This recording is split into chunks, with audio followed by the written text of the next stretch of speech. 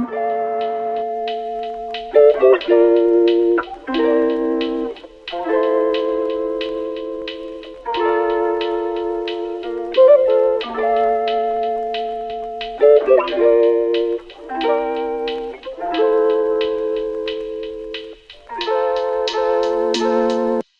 name is Jason Wells. I'm the Executive Director of the San Ysidro Chamber of Commerce. So we're a Chamber of Commerce on one side of the house and a Business Improvement District on the other side of the house. As a Business Improvement District, we're funded by the businesses through the city, and then we take those funds and help the business quarter as a whole. Our major endeavor is the street cleaning program. So we've got a crew of 4 that go out in a golf cart and picking up trash all day, every day, keeping San Ysidro Boulevard and most of our business area clean. We also do promotional things like events. We do a summer music fest in non-COVID years. We've got 12,000 people that come into San Ysidro. Most of them wouldn't have. And we also are heavy on technical assistance. So we do everything from how to use Facebook and QuickBooks for your business, to helping with permitting issues with the city. We ourselves actually filled out about 10 different outdoor use permits for businesses. Actually came up with a uniform way of implementing them. And then on the other side, of course, is the Chamber of Commerce.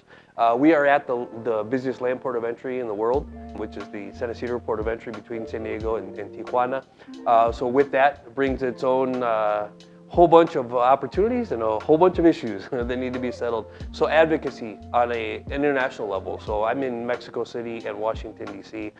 3 to 4 times a year each, because most of our issues are federal issues, right? So working with the capitals on those sides. We just underwent the largest land port of entry reconfiguration project in U.S. history. About $1 billion was spent between the U.S. and Mexico at our port of entry.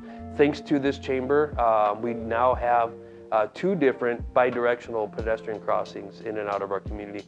The government's plans were to have 2 crossings, 1 direction each on each side of the freeway. That didn't make sense for us locally, so we were happy to get involved with that and now have 2 bi-directional crossings. Pedestrians are important to San Ysidro. Vehicles crossing the border are going to Chula Vista, San Diego, LA, etc. Our main visitor is the pedestrian. I've got 800 businesses that have a zip code of 92173, which is about 2 miles, within 2 miles of the land port of entry. 95% of those businesses, the businesses on San Ysidro Boulevard, 95% of their clientele actually comes from Mexico. So border crossings is our biggest issue by far. If you're in San Ysidro, you're here because of the border crossing. However, on the COVID side, what we've done as a chamber, while we're asking that our borders remain open, we're also doing our part to help our business make sure that they're operating in a sanitary way. So you can see these black bags here. Those are part of our what we call the back to business bags. They contain a couple of gallons of hand sanitizer, masks, gloves, face shields, 6-foot floor markings that we've actually handed out 300 so far directly to our businesses. So as we're asking that the borders are open, right? And we're able to enact what the county and city has said is a safe way to operate, we're making sure that we can and do operate in that fashion. Certainly the most need our businesses have from us is that we're advocating to get that border open. Beyond that, as I've said, we've actually taken on to applying on behalf of our businesses for their temporary outdoor use permits. So that's helped some of our restaurants be able to navigate this situation.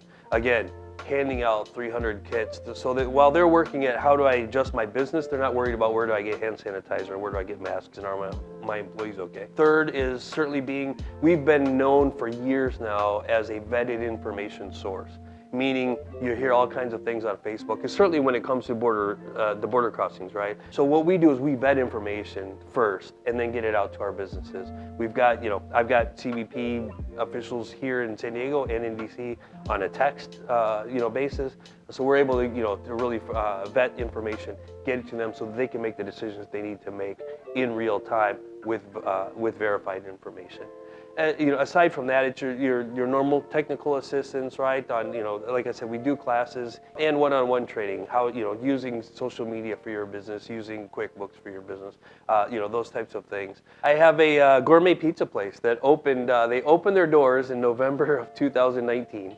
Just started getting going, and they got their beer and wine license on March 11th, 2 days before the stay-at-home orders went into place. We were actually able to work with them and work with the mayor's office on their behalf, and through the Business Improvement District Alliance as well. I worked with that group on helping the mayor craft some of the policies for outdoor use. So we were able to actually get them a side patio. They didn't need permitting done. We were able to fill out the permitting for them for their outdoor use in front. There used to be parking spaces there. And so they've actually seen a slow but steady growth in business through this epidemic. I also have another gentleman that had a phone retail business. We were able to actually work with him to help him get the permitting to open up a coffee cart shop and then apply for his outdoor use permit as well. So, you know, on a day-to-day basis, that's what I love about my job, is being able to help these entrepreneurs.